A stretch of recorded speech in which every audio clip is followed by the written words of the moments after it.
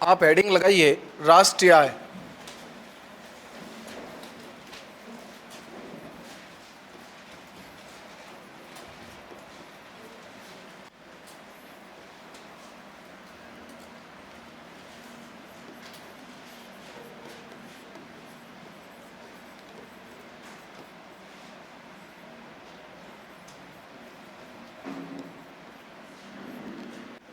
देखिए, अध्ययन की सुविधा की दृष्टि से आपको इजी गोइंग में टॉपिक समझ में आ जाए, इसके लिए इसको दो भागों में डिवाइड करते हैं।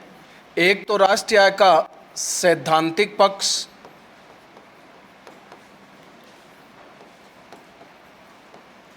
और एक राष्ट्रीय आय का व्यवहारिक पक्ष या गैर सैद्धांतिक भी बोल सकते हैं।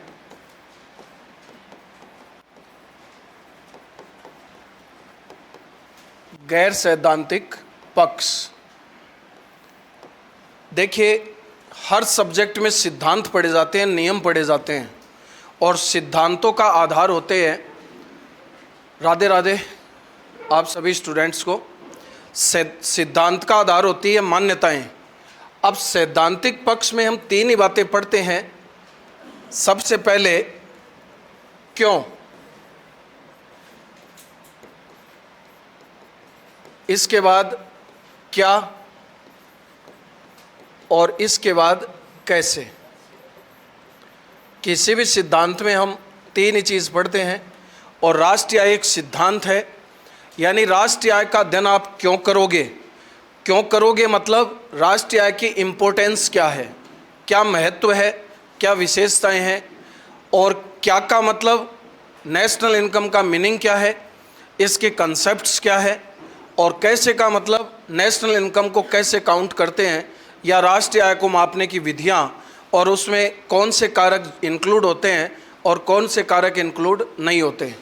इस टॉपिक को पढ़ते समय आप दिलो दिमाग से 100% क्लास में बैठे रहना और अपना मेंटल स्टेटस उसको पॉजिटिव रखना।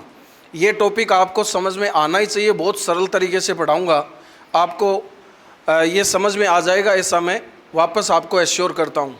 तो ये चीज़ तो हम पढ़ेंगे बाद में, यानी राष्ट्रीय आय क्या है, कैसे पढ़ते हैं, क्या इसका अध्ययन का कारण है। और इसके अलावा इसका एक पक्ष है गैर सैद्धांतिक।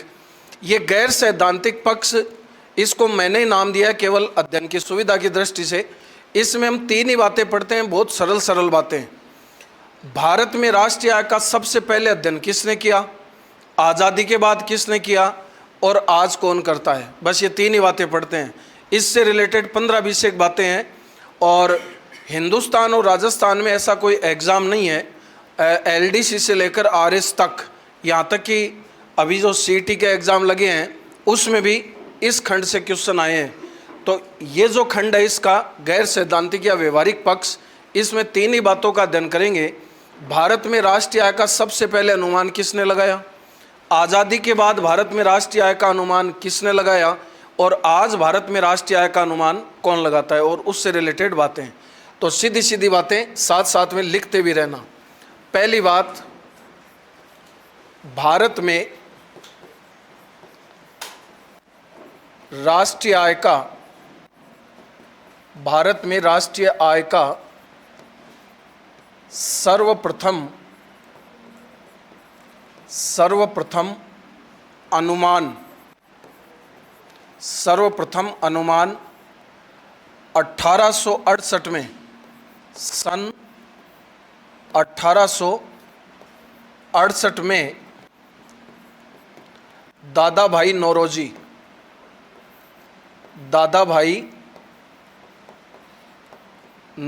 ने लगाया।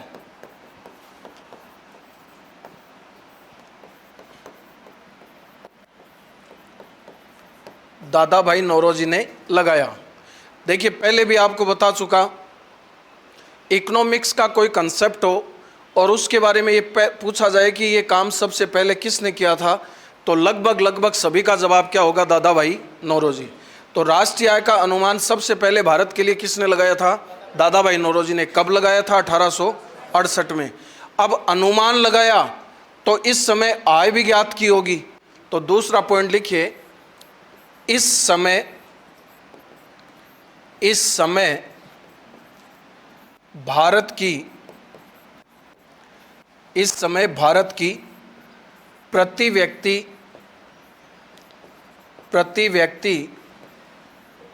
वार्षिक आय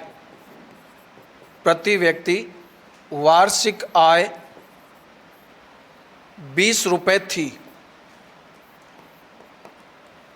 20 रुपये थी। देखिए, राष्ट्रीय आय हो या प्रति व्यक्ति आय हो, उसकी गणना हमेशा एक साल के लिए होती है, ना तो त्रैमासिक होती है ना छमाही होती है। राष्ट्रीय आय और प्रति व्यक्ति की कैलकुलेशन हम एक साल के लिए करते हैं। तो 1868 में भारत की एक आदमी की औसत इनकम कितनी थी?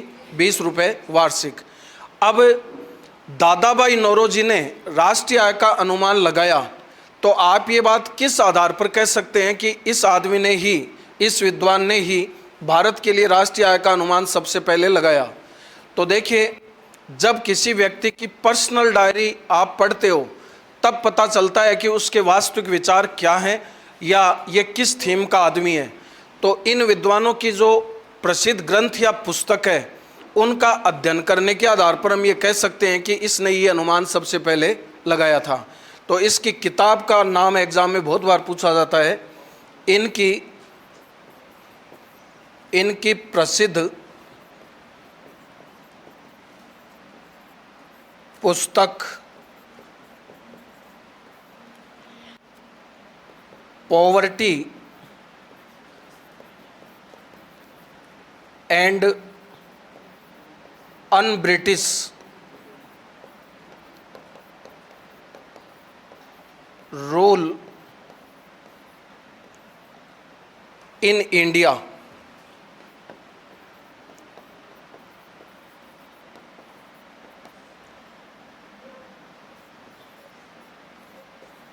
है। यानी इस विद्वान ने एक बुक लिखी थी जो एग्जाम में कई बार पूछी गई है। Poverty and un British rule in India किसकी पुस्तक थी? तो दादाभाई नौरोजी की। इस पुस्तक में इस बात का उल्लेख है कि दादाभाई नौरोजी ने 1868 में राष्ट्रीय आय का अध्ययन भारत के लिए किया था, और इससे पहले भारत में राष्ट्रीय आय का अध्ययन किसी भी विद्वान ने नहीं किया था। बोलो, समझ में आ रही है क्या? तो ऐसी सीधी सीधी बातें एग्जाम में पूछी जाती हैं, और ये एक दो बार आप रिपीट कर लोगे तो आपको इजी गोइंग में याद हो जाएगा। इतना लिखने के बाद आगे हटा दूँ, इसको हटा दूँ? आगे आप लिखिए नेक्स्ट पॉइंट, भारत में राष्ट्रीय आय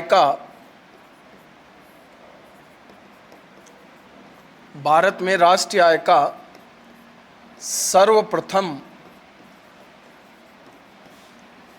वैज्ञानिक अनुमान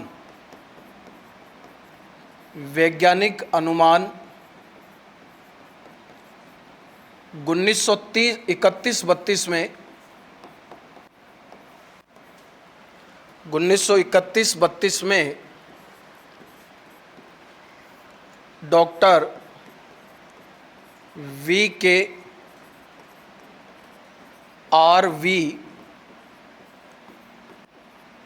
राव ने लगाया।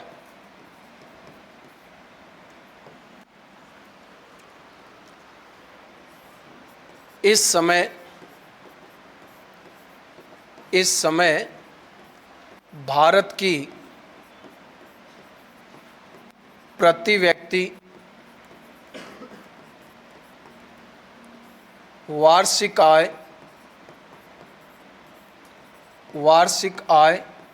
62 रुपये थी।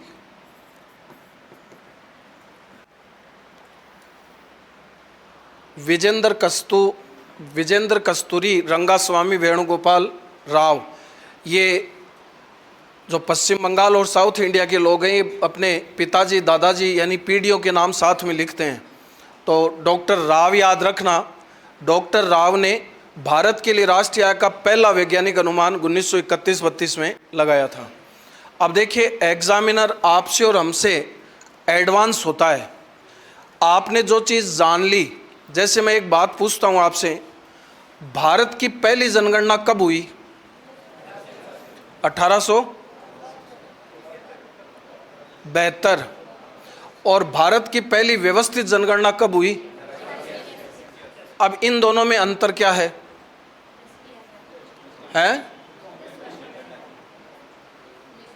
अगर मान लीजिए एग्जामिनर क्वेश्चन पूछे, भारत में प्रांतीय स्तरीय प्रथम जनगणना कब संपन्न हुई और भारत में अखिल भारतीय स्तरीय जनगणना कब हुई, तो यही इन दोनों में अंतर है।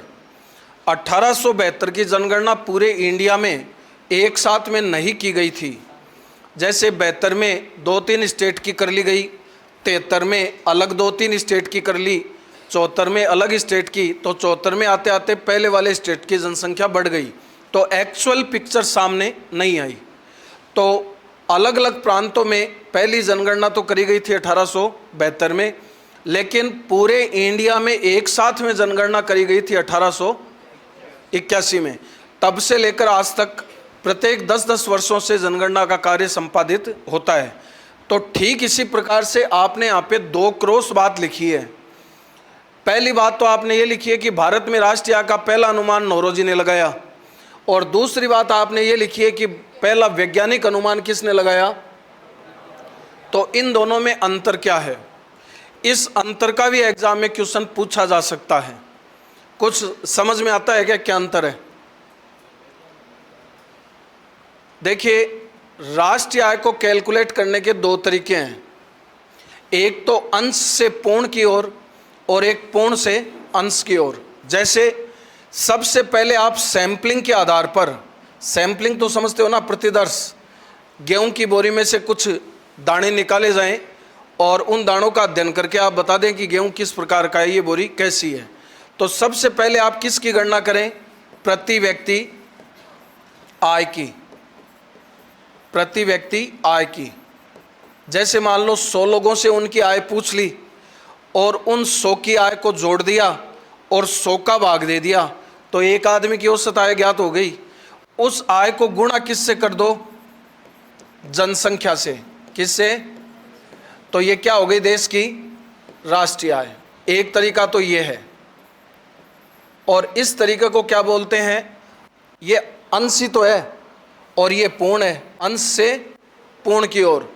और दूसरा तरीका क्या हो सकता है? दूसरा तरीका हो सकता है, सबसे पहले आप राष्ट्रीय आय ज्ञात करो और राष्ट्रीय आय में किसका भाग दो? जनसंख्या का। और फिर बताओ ये प्रति व्यक्ति आय है। इन दोनों में अधिक साइंटिफिक जो तरीका है वो कौन सा? ये है पूर्ण से अंश की ओर। कौन सा वैज्ञानिक तरीका ज्यादा है? दूसरा। तो ये काम तो किया था राव ने राष्ट्रीय आय की गणना करने के बाद बताया कि देश की प्रति व्यक्ति आय है, और नौरोजी ने प्रति व्यक्ति आय का आकलन किया, उसको गुणा करके बताया ये देश की आय है। समझ में आ गई क्या? इसको आप लिखिएगा भी, पहले तो इसको भी लिख लो। ये बहुत ज़्यादा टिपिकल नहीं है, इसलिए साथ साथ में लिखते रहिए, समझते रहिए। जहाँ कहीं प्रॉब्लम महसूस करो, पूछना आपका अधिकार है, पूछिएगा।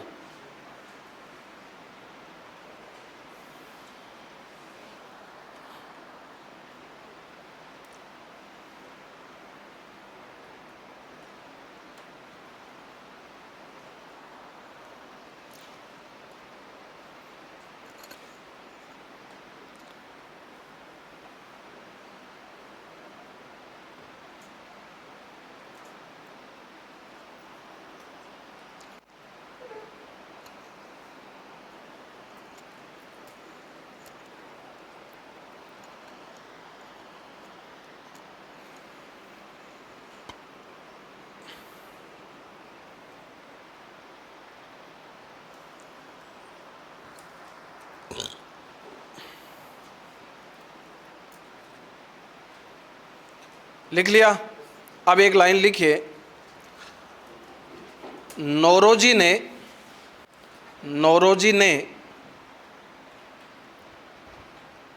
नौरोजी ने प्रति व्यक्ति आय, नौरोजी ने प्रति व्यक्ति आय के आधार पर, नौरोजी ने प्रति व्यक्ति आय के आधार पर राष्ट्रीय आय का, नौरोजी ने प्रति व्यक्ति आय के आधार पर राष्ट्रीय आय का, और डॉक्टर राव ने राष्ट्रीय आय के आधार पर, राष्ट्रीय आय के आधार पर प्रति व्यक्ति आय का, प्रति व्यक्ति आय का अनुमान लगाया। बोलो, ये बात समझ में आ गई क्या? अरे समझ में आ गई क्या? अब देखिए, नोट लगाकर एक क्वेश्चन लिखिए। नोट का मतलब क्या है? जो क्वेश्चन आप लिख रहे हो वो हिंदुस्तान में किसी भी लेवल के एग्जाम में पूछा जा सकता है। आप ये नहीं बोल सकते ये आउट ऑफ सिलेबस है, और वो इसका यानी राष्ट्रीय आय का क्वेश्चन नहीं है। एक क्वेश्चन लिखिएगा, अंतर्राष्ट्रीय स्तर पर, अंतर्राष्ट्रीय स्तर पर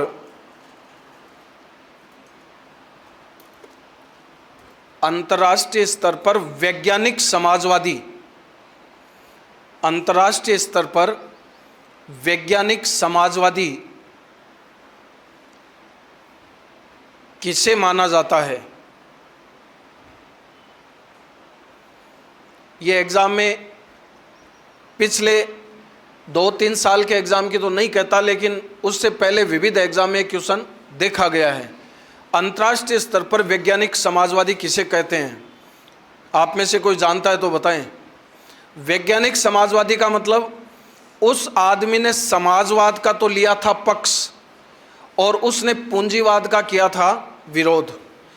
उसने ये बोला था कि पूंजीपति लोग श्रमहारा वर्ग का शोषण करते हैं, इससे समाज पतन की ओर जाता है। तो पूरे इंटरनेशनल लेवल पर पूंजीवाद समाप्त हो और समाजवाद स्थापित हो, जबकि इस अर्थशास्त्री, इस विद्वान के टाइम पर ऑल ओवर वर्ल्ड में पूंजीवाद का बोलबाला था। कार्ल मार्क्स, राइट आंसर है कार्ल मार्क्स। नाम सुना होगा सबने, कार्ल मार्क्स है। देखिए, जैसे आपने बिग बी, अमिताभ बच्चन जी की पिक्चर भी देखी होगी, बागबां, उसी प्रकार से कोई आदमी ट्रैक से हटकर काम करता है तो या तो उसका होता है मान, या होता है उसका सम्मान, या होता है उसका अपमान। तो सम्मान और अपमान। तो ये कार्ल मार्क्स क्यों इम्पोर्टेंट आदमी है, इसका जीवन चरित्र अगर 2 मिनट में आप सुने तो इसने किताब लिखी थी दास कैपिटल, ये भी आप लिख लो। इसकी बुक का नाम था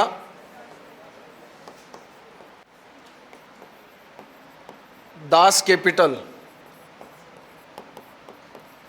ये जर्मनी का विद्वान था और ये क्रांतिकारी विचारों का धनी था, और इसने पूंजीवाद का खंडन किया, जबकि वर्ल्ड लेवल पर पूंजीपतियों का दबदबा था।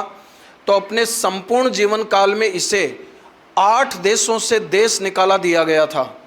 8 देशों ने इसको अपने देश से देश निकाला दिया, और अंतिम क्षणों की इसकी बात करें तो इसकी आर्थिक स्थिति इतनी खराब हो गई, इसके पास कुछ भी नहीं बचा। और जब बुराई साथ में चलती है तो अच्छे अच्छे दामन खींच लेते हैं, इसके साथ भी कोई खड़े नहीं हुए। अंत का इसका सीन था। इसके जो किताब है दास कैपिटल, इसके 8 वॉल्यूम है, यानी 8 टुकड़ों में है ये किताब। ग्रंथ होते हैं ना बड़े बड़े। तो एक वाक्यांश है इसके जीवन का। इसके घर में लास्ट में एक चांदी की चम्मच बजती है, और इसकी 2 बेटियां थी। एक बेटी बड़ी थी, उसकी शादी हो गई एक डॉक्टर के साथ, और एक बेटी छोटी थी। जैसे मान लीजिए बड़ी बेटी 30 साल की और छोटी बेटी 16 साल की, ऐसे एज गैप था। तो इसकी वाइफ ने वो चांदी की चम्मच दी और ये बोला इसको बेचकर बेटी की दवा दारू की व्यवस्था करो, यानी इसका ट्रीटमेंट करो। अब ये घर से निकलता है और चांदी की चम्मच लेकर जब ये निकलता है तो एक लाइब्रेरी को क्रॉस करता है ये, और लाइब्रेरी में ये जाता है और चांदी की चम्मच को बेचकर और कागज़ खरीदता है, रिम जिसको बोलते हैं। और रिम खरीद कर उसी लाइब्रेरी में ये दास कैपिटल लिखना शुरू करता है और लिखते लिखते ये घर भी नहीं जाता, इतना मग्न हो जाता है। कई दिनों तक ये उसी लाइब्रेरी में रहा और पीछे से इसकी पत्नी और बेटी का स्वर्गवास भी हो जाता है और लिखते लिखते लास्ट में ये भी वहीं एक्सपायर हो जाता है। और जब ये एक्सपायर होता है उस समय आंधी तूफान के साथ बारिश हो रही होती है, तो जो किताब का निष्कर्ष होता है वो अंतिम पन्नों में ही लिखा जाता है। तो वो पन्ने उड़कर और बाहर चले गए और पानी से धुल गए। इसलिए इसका ये भी एक क्वेश्चन है, कौन सा अंतर्राष्ट्रीय चर्चित ग्रंथ निष्कर्ष रहित है? तो वो दास कैपिटल ही है। इसका निष्कर्ष क्या था पता नहीं। तो इसकी मृत्यु के बाद, जबकि इसकी मृत्यु में कंधा देने वाले लोगों की संख्या भी नहीं बची थी, केवल 8 लोग इसकी अंतिम यात्रा में शरीक हुए थे, इतनी दर्दनाक इसका अंत हुआ। और जब इसकी मृत्यु के बाद विद्वानों ने इसके ग्रंथ को पढ़ा, तब उनको समझ में आया कि विश्व संप्रदाय ने एक बहुत बड़ी और उच्च स्तरीय शख्सियत को खो दिया है। उसके बाद में इसकी किताब चर्चा का विषय रही। तो ये क्वेश्चन एग्जाम में कई बार पूछ लिया जाता है, और नहीं भी पूछे तो एक जानकारी के हिसाब से आपको पता होना चाहिए। अब आप लिखिए आगे। तो देखिए, यहाँ तक हमने पता किया राष्ट्रीय आय का पहला अनुमान भारत में किसने लगाया? तो दादा भाई नौरोजी और डॉक्टर VKRV राव ने। और इसके बाद में स्वतंत्रता प्राप्ति के बाद, स्वतंत्रता प्राप्ति के बाद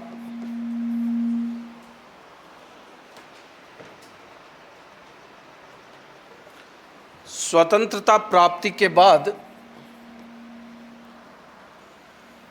राष्ट्रीय आय का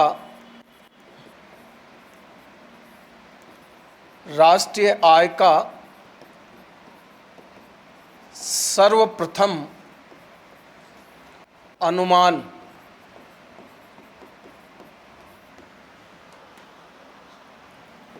(1948) में भारत के वित्त मंत्रालय ने लगाया। भारत के वित्त मंत्रालय ने लगाया।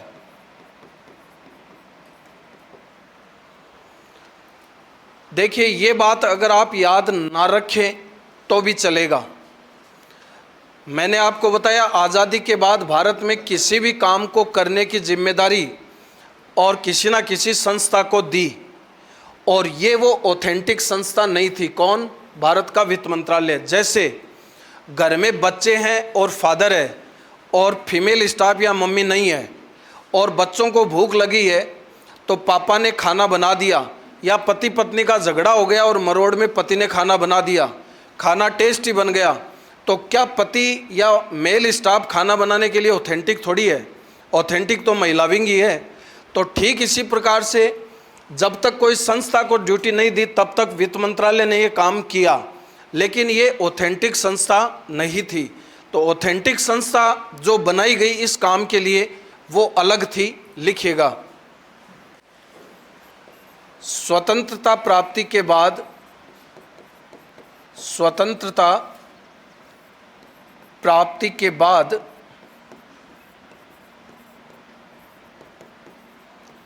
राष्ट्रीय आय का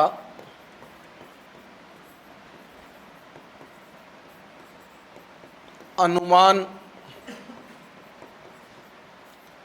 लगाने के लिए 1949 में, बहुत बार आता है ये क्वेश्चन, 1949 में राष्ट्रीय आय समिति, राष्ट्रीय आय समिति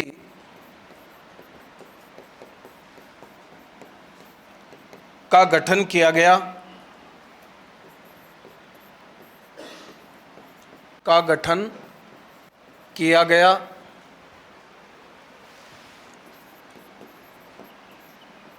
जिसके एकमात्र अध्यक्ष, जिसके एकमात्र अध्यक्ष ये सीईटी में भी क्वेश्चन आया था, कोई बता सकता है क्या? बहुत बार आता है ये क्वेश्चन। राष्ट्रीय आय समिति का एकमात्र अध्यक्ष कौन था? प्रोफेसर पीसी महालनोबिस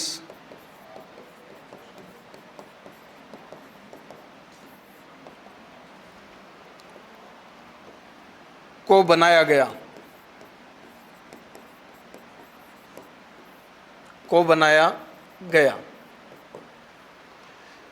ये अभी सीईटी के पेपर में भी क्वेश्चन पूछा था।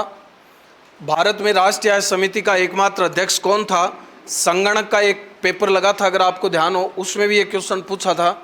और बहुत एग्जाम में क्वेश्चन इस रूप में पूछा जाता है, राष्ट्रीय आय का अनुमान लगाने के लिए गठित राष्ट्रीय आय समिति का एकमात्र अध्यक्ष कौन था?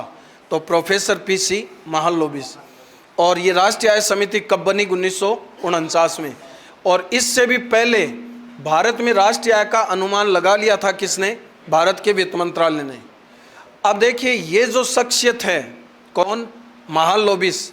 ये अपने ज़माने का एक विद्वान व्यक्ति और राष्ट्र प्रेमी व्यक्ति था। अगर ये स्वार्थी होता तो यह इस पद पर बना रहता और अपना काम करता रहता, लेकिन इसने ये बोला, जैसा कि इसके नाम से स्पष्ट है, ये कोई संस्था थी क्या? ये संस्था है क्या? ये केवल काम चलाने का एक तरीका था। जैसे आज तो फिलहाल तो आप मान लो एक संस्था में पढ़ रहे हैं, आपका स्थायी क्लासरूम है, स्थायी संस्था है, आपका फिक्स शेड्यूल है।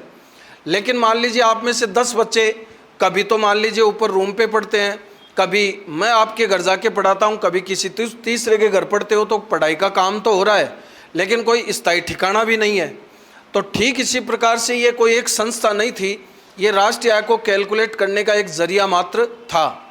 तो इस आदमी ने भारत सरकार को रिक्वेस्ट किया कि आपने हमें इस समिति के माध्यम से जो ड्यूटी दी है, यानी राष्ट्रीय आय को कैलकुलेट करने का काम दिया है, वो काम हमसे इस समिति के माध्यम से प्रॉपर वे में नहीं हो रहा है, इसलिए ज़्यादा सही है इसको तो कर दो बंद और इसके स्थान पर कोई स्थायी ऑर्गेनाइजेशन बनाओ, ताकि भारत का समय और धन का अपव्यय बचे।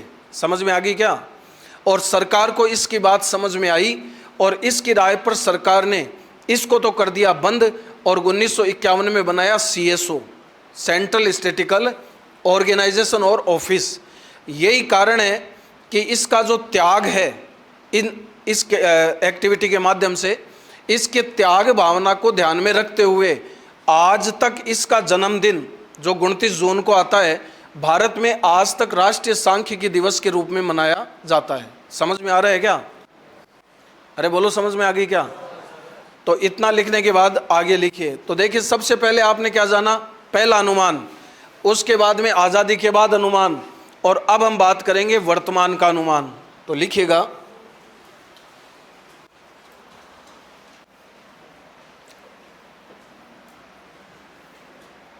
ये कल भी अपनी बात हुई थी, वर्तमान में भारत में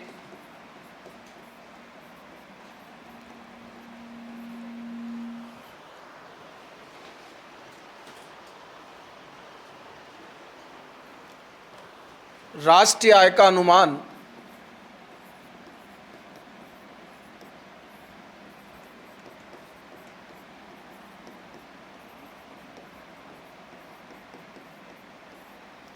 NSO, राष्ट्रीय सांख्यिकी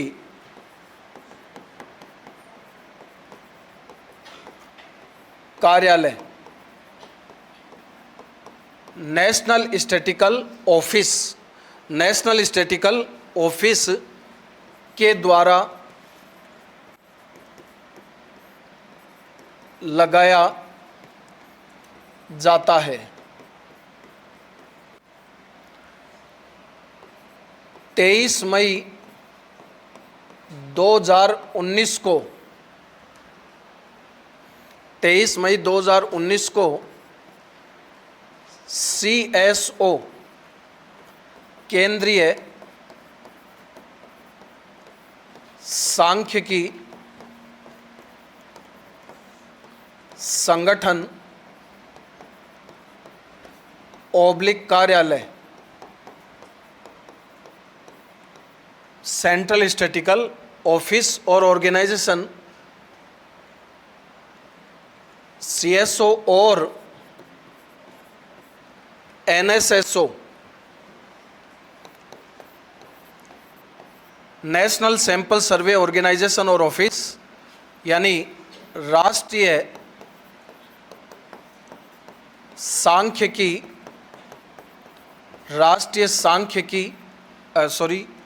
नेशनल स्टैटिकल, राष्ट्रीय सांख्यिकी प्रतिदर्श, सही है, प्रतिदर्श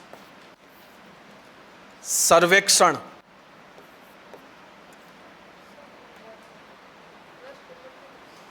सांख्यिकी नहीं आएगा इसमें,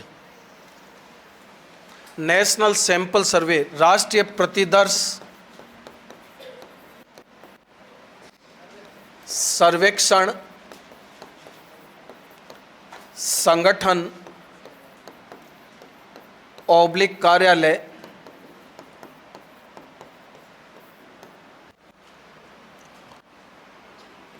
को मिलाकर एनएसओ की स्थापना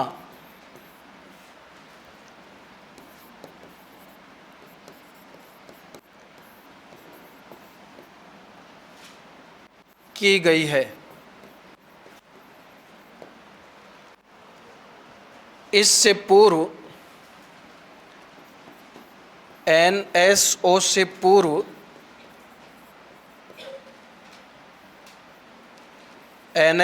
पूर्व भारत में राष्ट्रीय आय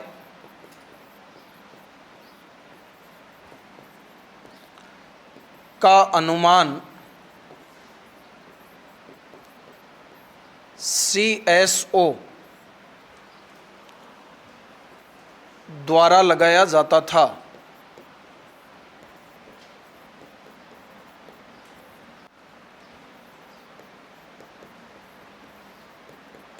बोलो, ये बात समझ में आ गई क्या? कल भी आपको बोला था, आज भी बोल रहा हूं, ये क्वेश्चन नया क्वेश्चन है, अभी तक पूछा नहीं गया है, लेकिन एग्जाम के हिसाब से बहुत इंपॉर्टेंट क्वेश्चन है। एग्जाम में अनंत बार एक क्वेश्चन आया, वर्तमान में भारत में राष्ट्रीय आय का अनुमान कौन लगाता है, तो इसका सही जवाब होता था सीएसओ, लेकिन आज इसका सही जवाब क्या होगा? एनएसओ। एनएसओ की स्थापना पहले की दो संस्थाओं एनएसएसओ और सीएसओ को मिलाकर की गई, तो एनएसओ की स्थापना के साथ ही कौन सी दो संस्थाएं अर्थहीन हो चुकी है, बंद हो चुकी है? तो सीएसओ और एनएसओ। इतना लिखने के बाद अब जितनी भी बातें होंगी वो सारी बातें होंगी सीएसओ की। ऐसा नहीं है कि ये इम्पोर्टेंट नहीं है, इसका भी क्वेश्चन पूछा जा सकता है। करंट को टच करती हुई बात करें तो मैंने पूरी बात लिख दी है, आई थिंक आपको समझ में आ गई होगी। ये पूरा लिख लिया क्या? कोई प्रॉब्लम? कोई प्रॉब्लम? तो अब आप आगे लिखिएगा सीएसओ के बारे में।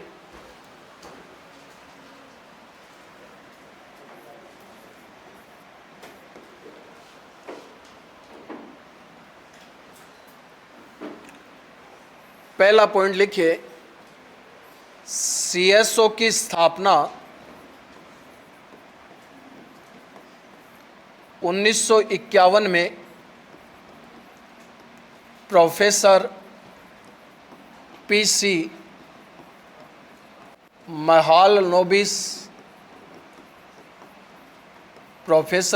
महालनोबिस की सिफारिश पर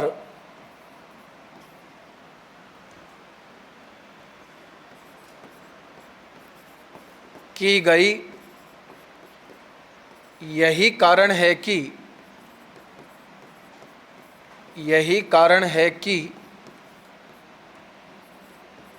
इनके जन्म दिवस 29 जून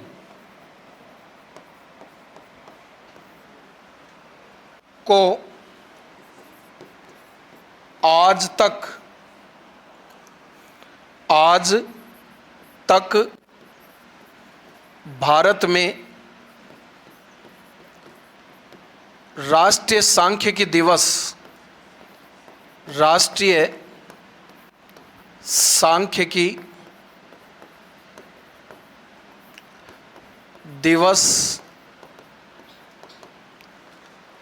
के रूप में मनाया जाता है।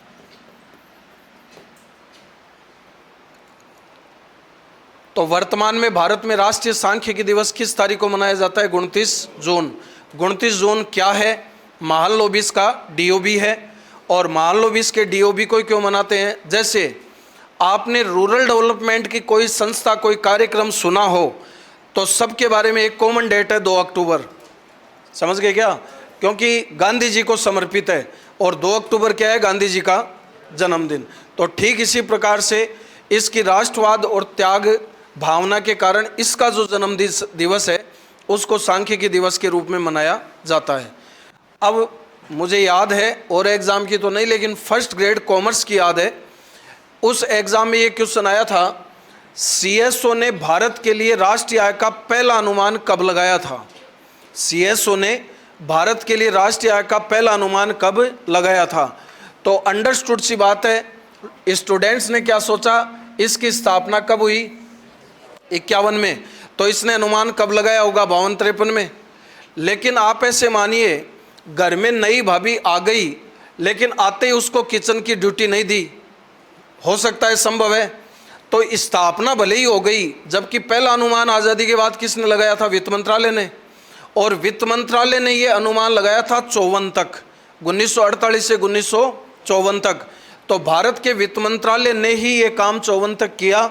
भारत सरकार ने 54 में पहली बार राष्ट्रीय आय का काम हस्तांतरित कर वित्त मंत्रालय से किसको दिया? सीएसओ को। तो सीएसओ भारत के लिए राष्ट्रीय आय का पहला अनुमान कब लगाएगा? लिखेगा, सीएसओ द्वारा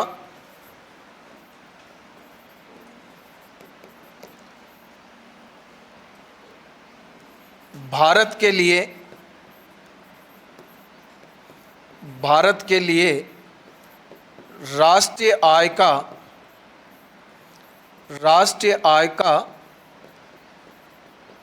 प्रथम अनुमान, राष्ट्रीय आय का प्रथम अनुमान वित्त वर्ष 1955-56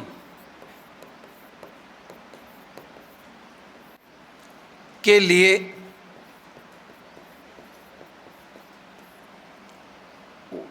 वर्ष 1956 में लगाया। इस प्रथम अनुमान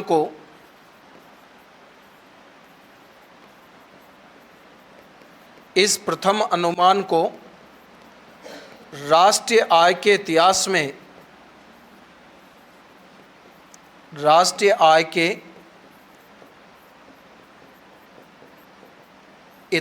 में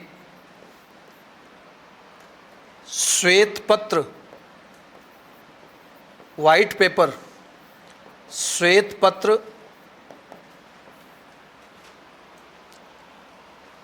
एक बार लिखिए, आगे बाद में लिखूंगा। राष्ट्रीय आय के इतिहास में श्वेत पत्र की उपमा दी गई।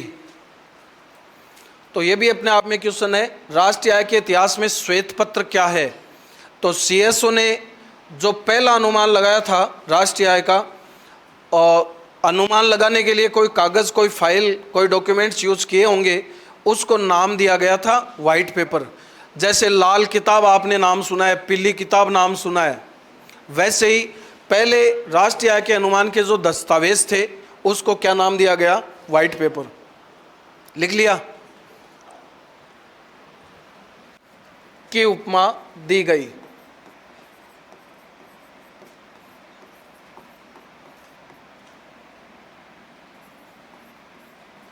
अब देखिए,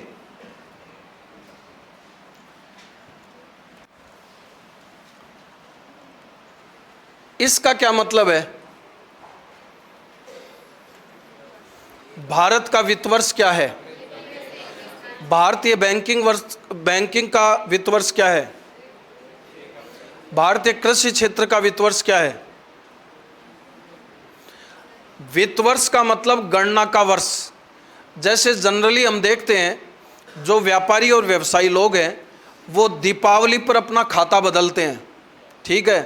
तो एक साल में क्या कमाया क्या खोया, दिवाली टू दिवाली वो अपना हिसाब किताब रखते हैं। इतनी रेवेन्यू हुई, इतनी कॉस्ट और इतनी प्रॉफिट। उसी प्रकार से भारत जो कैलकुलेशन करता है कमाई खर्चे को लेकर या इत्यादि इत्यादि प्रकार की अवधारणाओं को लेकर, तो उसका वित्त वर्ष क्या है? 1 अप्रैल से 31 मार्च। तो लिखेगा आगे, भारत का वित्त वर्ष, भारत का वित्त वर्ष 1 अप्रैल से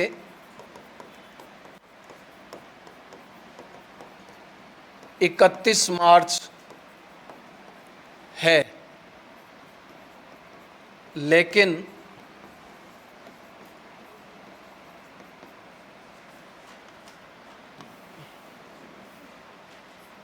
और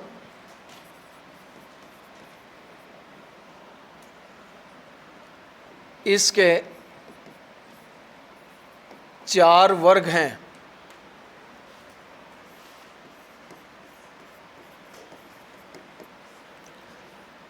चार वर्गों में पहला तो है क्वार्टर फर्स्ट, जो 1 अप्रैल से शुरू होता है, यानी 3 महीनों का 4 डिवाइडेशन कर रखा है इसका। और दूसरा क्वार्टर कब शुरू होता है? अप्रैल मई जून तो 1 जुलाई, 1 अप्रैल मई जून तो 1 जुलाई, अगस्त सितंबर तो 1 अक्टूबर, नवंबर दिसंबर तो 1 जनवरी। समझ गए क्या भाई? आपने एक साल में जो एक्टिविटी की उसकी समीक्षा भी तो करनी पड़ती है, तो 4 बार ये समीक्षा होती है, 1 अप्रैल, 1 जुलाई, 1 अक्टूबर, 1 जनवरी। आगे आप लिखिएगा, लेकिन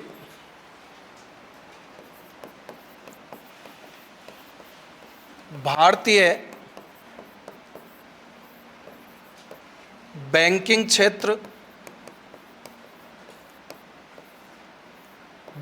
क्षेत्र और कृषि क्षेत्र का वित्त वर्ष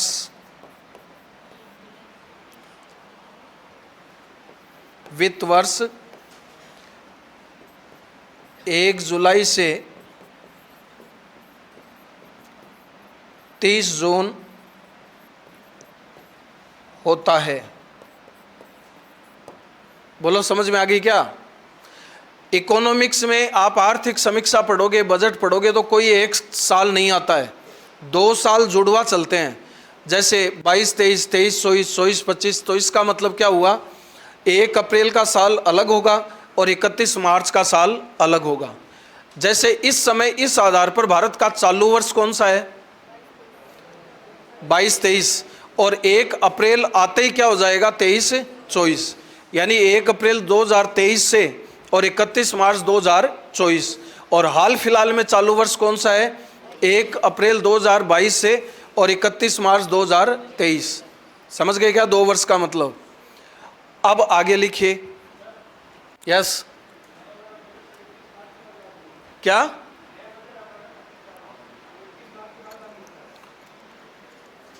देख, बढ़िया बात पूछी आपने। वैसे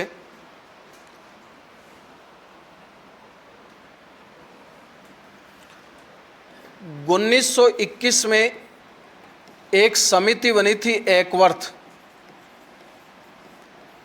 इस समिति की सिफारिश के आधार पर और 1924 से बजट के 2 भाग हो गए, एक तो रेल बजट और एक आम बजट। ठीक बात है। यानी एकवर्ष समिति की सिफारिश के आधार पर भारत का जो बजट है उसको दो भागों में बांट दिया गया। रेल का बजट अलग आता था और आम बजट अलग आता था, और ये कारवां चलता रहा 2017 तक। 2017 में बजट को लेकर दो बड़े चेंज हुए हैं, याद रखना, एक क्वेश्चन एग्जाम में भी पूछा भी गया है। 2017 से पहले तक यानी 2016 तक बजट प्रस्तुत किया जाता था अंतिम फरवरी को। कब प्रस्तुत किया जाता था? लेकिन इस तारीख से 2017 से बजट प्रस्तुत किया जाने लगा है 1 फरवरी से। एक तो चेंज ये आया है, ठीक है। और इसी साल से इन दोनों बजटों को मिलाकर एक सामान्य या आम बजट वापस शुरू कर दिया गया है। दो चेंज हुए हैं। अब देखो, बजट प्रस्तुत कब किया जाता है? 1 फरवरी को। और बजट के पहले दिन क्या प्रस्तुत होती है? आर्थिक समीक्षा। और बजट लागू कब होता है? बोलो। 1 अप्रैल।